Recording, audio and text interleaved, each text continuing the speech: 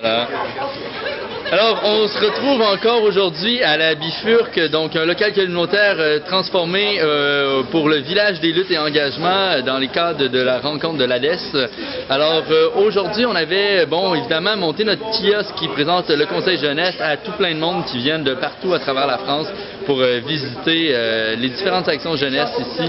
On rencontre beaucoup d'organismes par l'entremise de tables de discussion. Et notamment, je vous parlerai de la mienne, mais d'abord celle de Jessie. Alors, Jessie. Alors, on a vécu une discussion, une table ronde sur l'engagement des jeunes à travers les associations. Et c'était vraiment très drôle parce qu'il y avait beaucoup de Français. Donc, on a pu comparer un peu le système français et le système québécois. Il y a des grandes différences, mais enfin, on se rejoint sur quelques points quand même importants, du genre l'importance de laisser place aux jeunes, puisque c'est le conseil jeunesse. Sinon, on a parlé beaucoup, il y avait José aussi du Forum jeunesse de Montérégie-Est, et on se rend compte qu'aussi contre le Forum jeunesse et le conseil jeunesse, même si on les donne au Québec, nos mandats diffèrent un peu, la culture aussi. Donc on apprend vraiment beaucoup de choses, et ça continue tout au long de l'après-midi et de la soirée.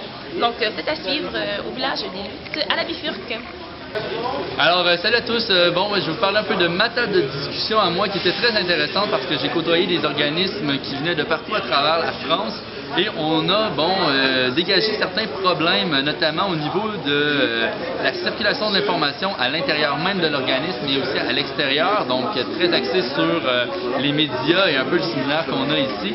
C'était très intéressant. Il y avait aussi peut-être une nouvelle philosophie à l'intérieur même des conseils, donc comment est-ce qu'on peut, à place de procéder par vote pour les décisions, donc comment est-ce qu'on peut plus amener à discuter plutôt que voter et convaincre finalement.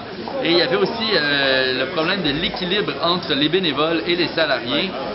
Donc, comment rallier les compétences politiques et les compétences techniques des deux parties pour finir par aller dans le même sens. Et pour citer Olivier qui nous disait, on porte au sein d'un même organisme, on porte tous les mêmes valeurs, mais on ne les porte pas de la même façon. Donc, sur cette belle phrase, je vous divertis et on se retrouve.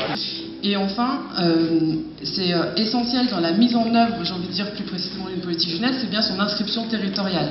Quand on parle de politique publique universelle, de créer des outils, des dispositifs, tout de suite on se dit, bon, on sait très bien avec qui ça va s'adresser, on va encore cloisonner des publics et ça va finalement pas créer et remplir les objectifs qu'on s'assigne.